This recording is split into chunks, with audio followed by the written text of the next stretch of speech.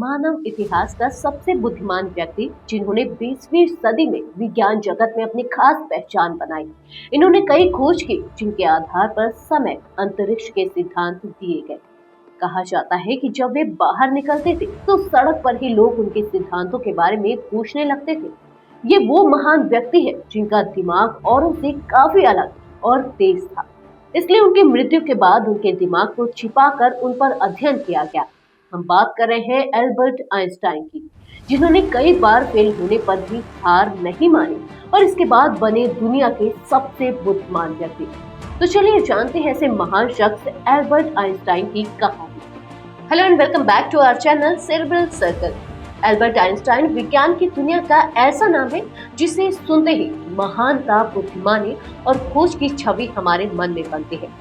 Einstein को उनकी theory of relativity के लिए जाना जाता है। एल्बर्ट आइंस्टाइन का जन्म 14 मार्च 1879 को जर्मनी के गुटेनबर्ग के एक छोटे से शहर उल्म में हुआ था। उनके पिता का नाम हरमन आइंस्टाइन और मां का नाम पॉलिन आइंस्टाइन था। उनके पिता एक छोटे व्यवसायी थे जो इलेक्ट्रिकल सामान बनाने का काम करते थे। आइंस्टाइन बचपन में एक साधारण बच्चे की तरह थे। उनकी पढ़ाई में कोई विशेष रुचि नहीं थी, लेकिन मैथ्स और फिजिक्स में उनका बहुत इंटरेस्ट था। जब वे छोटे थे तब वे दूसरों की तुलना में थोड़ा देर से बोलना सीखे। इस कारण लोग उन्हें साधारण से भी कम बुद्धिमान समझते थे। ना वो बच्चों के साथ खेलते थे और ना ही उनके साथ रहते थे, अपनी अलग दुनिया में खोए रहते थे। मात्र 5 साल की उम्र से ही उनके अंदर विज्ञान के प्रति रुचि दिखने लगी थी। उनके अंदर बहुत सारे सवाल चलते थे। उनके पिता ने उन्हें एक मैग्नेटिक कंपास ला कर दिया था, जिसकी सुई हमेशा उत्तर की ओर उठती थी। वे सोचते थे कि ऐसा आखिर क्यों होता है। अल्बर्ट आइंस्टाइन को स्कूल बिल्कुल जेल की तरह लगता था। उन्हें लगता था कि स्कूल में आधा अधूरा ज्ञान मिलता है। जब वे टीचर से कुछ हटकर सवाल पूछते थे तो टीचर उन्हें मंदबुद्धि कहते थे। बार बार अपने लिए मंदबुद्धि सुनकर उन्हें लगने लगा कि उनके दिमाग का विकास पूरी तरह नहीं हुआ है। जर्मनी और स्विट्जरलैंड से आइंस्टाइन की शुरुआती शिक्षा हुई। उन्होंने 1896 में ज्यूरिख पॉलिटेक्निक स्कूल से अपनी पढ़ाई पूरी की और 1901 में अपना डिप्लोमा लिया। हालांकि शुरुआत में उन्हें नौकरी पाने में काफी दिक्कतें हुई, लेकिन फिर उन्हें एक छोटे से ऑफिस में काम मिल गया। यहाँ उनका काम था दूसरे वैज्ञानिकों के रिसर्च काम की समीक्षा करना। यह समय उनके पास अपने विचारों और सिद्धांतों पर काम करने का भरपूर समय था। उन्होंने 1905 में अपने सबसे महत्वपूर्ण सिद्धांतों को प्रकाशित किया और उन्हें डॉक्टरेट की उपाधि मिली। आइंस्टाइन की थ्योरी ऑफ रिलेटिविटी दुनिया भर में सबसे ज्यादा प्रसिद्ध है। 1905 में उन्होंने बताया कि टाइम एंड स्पेस एक दूसरे से जुड़े हुए हैं। फिर 1915 में उन्होंने ग्रेविटी को नए तरीके से समझाया। उन्होंने साबित किया कि लाइट सिर्फ वेव नहीं है, बल्कि यह छोटे छोटे पार्टिकल्स के रूप में भी काम करता है। इस खोज के लिए उन्हें 1921 में भौतिकी का नोबेल पुरस्कार दिया गया। आइंस्टाइन ने हमेशा युद्ध का विरोध किया। जब उनका प्रसिद्ध समीकरण E=mc² परमाणु बम बनाने में इस्तेमाल हुआ तो उन्हें बहुत दुख हुआ। उन्होंने 1939 में अमेरिका के राष्ट्रपति को एक लेटर लिखा जिसमें उन्होंने परमाणु हथियारों के खतरों के बारे में चेतावनी दी। वे हमेशा चाहते थे कि साइंस का यूज शांति और मानवता के विकास के लिए हो, न कि विनाश के लिए। 1933 में जर्मनी में हिटलर का शासन आते देख उन्होंने जर्मनी छोड़ दिया।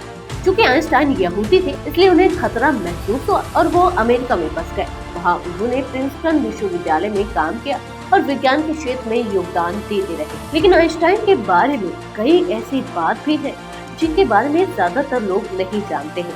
1903 में आइंस्टाइन ने अपनी सहपाठी मेलिवा मैरिक से शादी की। उनके 3 बच्चे हुए। हालांकि उनकी शादी लंबे समय तक नहीं चली और 1919 में उनका तलाक हो गया। वे मेलिवा को अपने से कम मानते थे और उनकी वैज्ञानिक प्रतिभा का सम्मान नहीं करते थे। कहा जाता है कि शादी के कुछ समय बाद आइंस्टाइन ने मेलिवा के लिए कठोर नियम बनाए। इनमें शामिल था कि मेलिवा उन्हें परेशान नहीं करेंगी, उनका कहना मानेंगी और उनकी जरूरतों को प्राथमिकता देंगी। 1919 में आइंस्टाइन ने अपनी चचेरी बहन एल्सा आइंस्टाइन से दूसरी शादी की, लेकिन इसके बाद भी वे कई औरतों के साथ रिश्तों में रहे। उनके लैंटर्स से पता चलता है कि वे शादीशुदा रहते हुए भी दूसरी महिलाओं के साथ संबंध रखते थे। आइंस्टाइन को उनके बच्चों के प्रति भी एक अच्छा पिता नहीं माना गया। आइंस्टाइन और मिलीवा की पहली बेटी लाइसर्ल के बारे में बहुत कम जानकारी है। माना जाता है कि वह जन्म के कुछ समय बाद ही मर गए या उसे गोद दे दिया गया। लेकिन लाइसर्ल को लेकर आइंस्टाइन ने कभी सार्वजनिक रूप से कोई बात नहीं की। आइंस्टाइन यहूदी धर्म से थे और उन्हें अपनी यहूदी पहचान पर गर्व भी था। लेकिन कई बार वे अपनी पहचान को लेकर असमंजस में दिखे। वे यहूदियों के अधिकारों और उनके लिए अलग देश की मांग का समर्थन करते थे, लेकिन व्यक्तिगत तौर पर उन्होंने यहूदियों के कुछ धार्मिक रीति रिवाजों का विरोध किया। वही महिलाओं को लेकर उनके विचार ज्यादा सही नहीं रहे हैं और यह उनके लेटर से पता चलता है कि वे महिलाओं को बौद्धिक रूप से कमतर मानते थे। उनका मानना था कि महिलाएं विज्ञान और गणित में पुरुषों जितनी कुशल नहीं हो सकती। इसके अलावा आइंस्टाइन के दूसरे वैज्ञानिकों के साथ भी कई बार मतभेद हुए। वे अपने विचारों के प्रति बहुत जिद्दी थी और कई बार दूसरों की बातों को नजरअंदाज कर देते थे। 18 अप्रैल 1955 को न्यू जर्सी, अमेरिका में अल्बर्ट आइंस्टाइन का निधन हो गया। उनकी मौत के बाद उनके दिमाग का अध्ययन किया गया ताकि उनके असाधारण बुद्धिमत्ता का कारण समझा जा सके। अल्बर्ट आइंस्टाइन को आधुनिक विज्ञान का जनक माना जाता है। उनकी उपलब्धियां दुनिया भर में प्रशंसा का केंद्र है। लेकिन हर इंसान की तरह आइंस्टाइन भी अपनी निजी जिंदगी और रिश्तों में कई बार आलोचनाओं के घेरे में आए।